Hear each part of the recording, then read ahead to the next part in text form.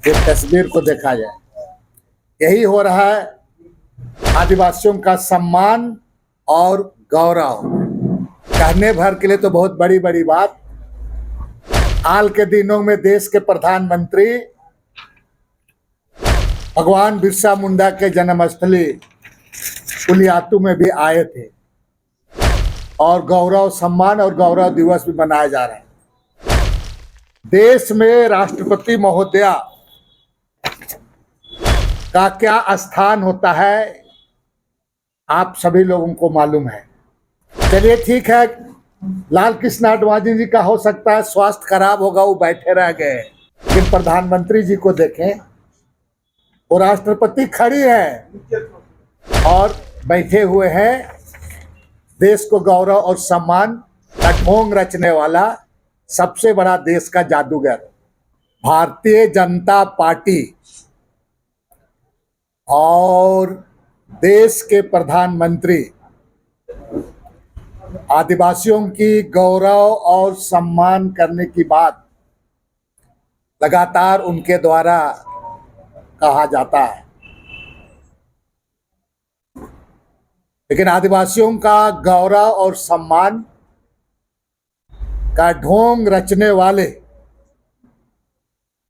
जिसको आप सभी लोगों ने आज के अखबार में देखा होगा कि कल मतलब आपका जो आज आपका 31 तारीख को देश के पूर्व उप प्रधानमंत्री श्रीमान लाल कृष्ण आडवाणी जी को भारत रत्न से उसको नवाजा गया और देश के महामहिम राष्ट्रपति महोदया श्रीमती द्रौपदी मुर्मू जी श्रीमान लाल कृष्ण आडवाणी जी का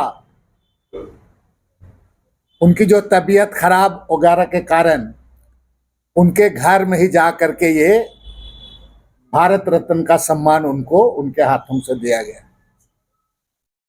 एक तस्वीर छपी है, मैं आप लोग को दिखाना चाहूंगा अखबार में। ये दो तस्वीर है मेरे पास, एक तस्वीर को देखा जाए, यही हो रहा है आदिवासियों का सम्मान और गौरव। कहने भर के लिए तो बहुत बड़ी बड़ी बात। हाल के दिनों में देश के प्रधानमंत्री भगवान बिरसा मुंडा के जन्मस्थली कुलियातू में भी आए थे और गौरव सम्मान और गौरव दिवस भी मनाया जा रहा है। देश में राष्ट्रपति महोदया का क्या स्थान होता है आप सभी लोगों को मालूम है। चलिए ठीक है, लाल कृष्ण आडवाणी जी का हो सकता है स्वास्थ्य खराब होगा, वो बैठे रह गए, लेकिन प्रधानमंत्री जी को देखें, वो राष्ट्रपति खड़ी है और बैठे हुए हैं। देश को गौरव और सम्मान का ढोंग रचने वाला सबसे बड़ा देश का जादूगर, इसको नौटंकीबाज भी कहा जाए तो कम नहीं होगा। और इसके साथ साथ कल हमने टीवी अखबार में देखा, बाकी लोग भी बैठे रह गए हैं वहां पर, धनखड़ वगैरह जैसे लोग। इधर भी देखे, यही है आदिवासी दलित का सम्मान।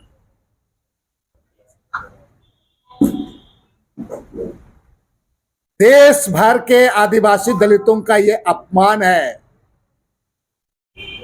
और मैं आज इस संवाददाता सम्मेलन के माध्यम से देश के नेताओं से भी आग्रह करूंगा, सब लोग को इसका देश भर में निंदा होनी चाहिए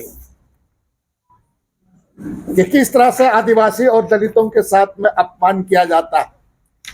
महामहिम राष्ट्रपति के सामने प्रधानमंत्री जी बैठे हुए हैं पूरा।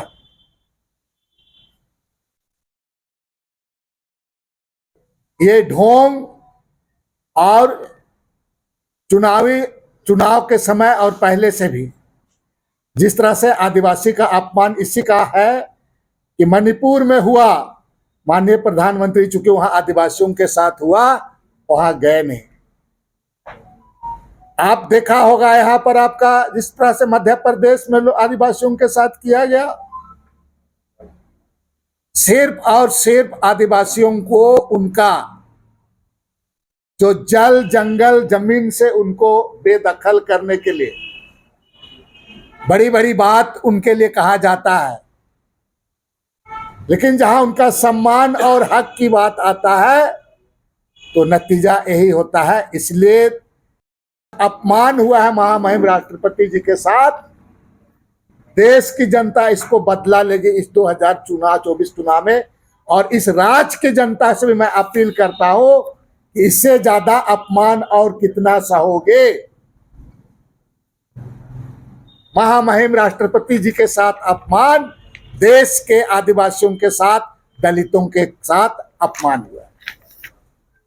बस, और कुछ पूछना है तो पूछिए।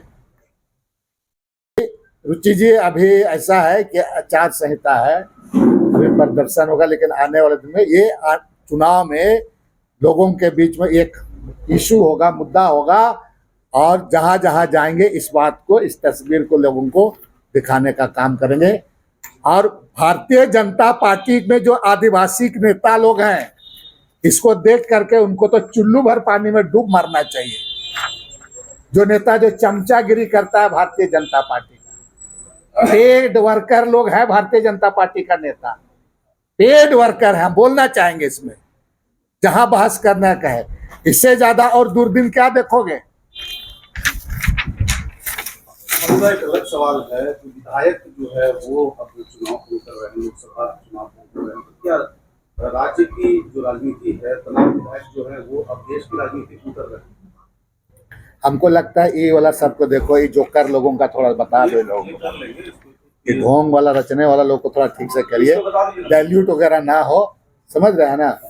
ये इतना बड़ा आप लोग भी समझ रहे हैं, देखिए ना पूरा कैसे महामहिम खड़ी है, देखिए, देख लीजिए पूरा। अब बहुत लोगों का आंख नहीं खुलता है तो चश्मा उसमें लगा के दिखाना होगा इस सब चीजों को, देखिए पूरा। अब बाबूलाल मरांडी जी को और दिखाना चाहिए, वो ठीक है, मैं बोल रहा था कुतुब मीनार से डेगेंगे बोल करके, वो अब इसको देख के तो डेगना चाहिए उसको। चुनाव में बड़ा मुद्दा बनाएंगे, बड़ा मुद्दा है ही, इससे ज्यादा मुद्दा और क्या होगा। मतलब आप समझ लीजिए कि आदिवासियों को क्या समझता है, इसे समझ लीजिए। इसी से साफ वो साबित कर दिया कि आने वाले दिन में हम संविधान बदलेंगे, यही दिखा दिया, वो बता दिया वो, आदिवासी आप मेरे लिए कुछ नहीं हो। बाबूलाल मरांडी प्रेस कॉन्फ्रेंस कर रहे हैं, अभी बोल रहे हैं सभी भ्रष्टाचारी एक दूसरे को बचाने के लिए चिल्ला रहे हैं। दिल्ली में एकजुट हुए हैं, भ्रष्टाचार मुख्यमंत्रियों को बचाने के लिए विपक्ष एकजुट हो रही है। पहले अपना गिरवा देखे हो, उनके साथ कौन कौन क्या है। भानु प्रताप शाही नहीं है क्या, कमलेश वगैरह लोग नहीं है क्या, देख ले। अपने को हम लोग रहे हैं उसके साथ में, वो अपने को ये ना समझे, पूरा बोले ना। हम तो पहले ही बात को कितना आप लोगों को बोल चुके हैं, जमीन दलालों का सरगना है, ये लोग बात करता है। ये सरयू राय आप लोगों से समर्थन मांगे हैं धनबाद में चुनाव लड़ने, आपको पता है इसके बारे में क्या? इसके बारे में हमारे राष्ट्रीय नेताओं को इस पर निर्णय लेना, और हमको लगता है कि इस पर हमको लगता है कि हम अधिकृत नहीं है, इसमें बोलना मेरे लिए उचित नहीं है। आरजेडी ने प्रेस कॉन्फ्रेंस कर कहा है कि हम पलामू और चतरा दोनों लड़ेंगे। ये तय तो वही हमने कहा कि भाई राष्ट्रीय नेता आला कमान लोग तय करेंगे, और अब लेकिन तब है क्या है कि अब विलम्ब नहीं होना चाहिए, अब जल्द से जल्द बाकी जो हमको 7-8 सीट मिला है उसके लिए नाम को घोषणा करना चाहिए, अब विलम्ब नहीं होना चाहिए। क्या लगता है कि सरयू राय अगर धनबाद से चुनाव लड़ते हैं तो एक मजबूत चेहरा इंडिया गठबंधन की तरफ से वो हो सकते हैं? मैं तो इसका हमेशा खिलाफ हूँ। सरयू कहाँ से बाहर का ही, संजय सेठ भी हरियाणा रिपू जी, और तुम उसको लाने चाह रहे हो। यहाँ का कोई मूलवासी लड़े वहाँ पर, मूलवासी लड़े कहाँ सरयू राय वहाँ लड़ेगा। सरयू राय अपना वहाँ, फिर हम हमेशा आदिवासी मूलवासी की बात करेंगे, मैं कैसे कहूँगा। ये तो बिल्कुल होना भी नहीं चाहिए, बिल्कुल नहीं होना चाहिए। यहाँ तो एगो संजय रिपू जी तुम्हारा लड़बे कर रहा है, पलामू से वो दे दिया है हरिजन, अरे कोई यहाँ का घासी चमार को दे देता तो अच्छा होता ना, कम से कम प्रतिनिधि बन के जाता लोकल आदमी। तो बीजेपी का कथनी और करनी तो दिखा दिया आप लोगों को।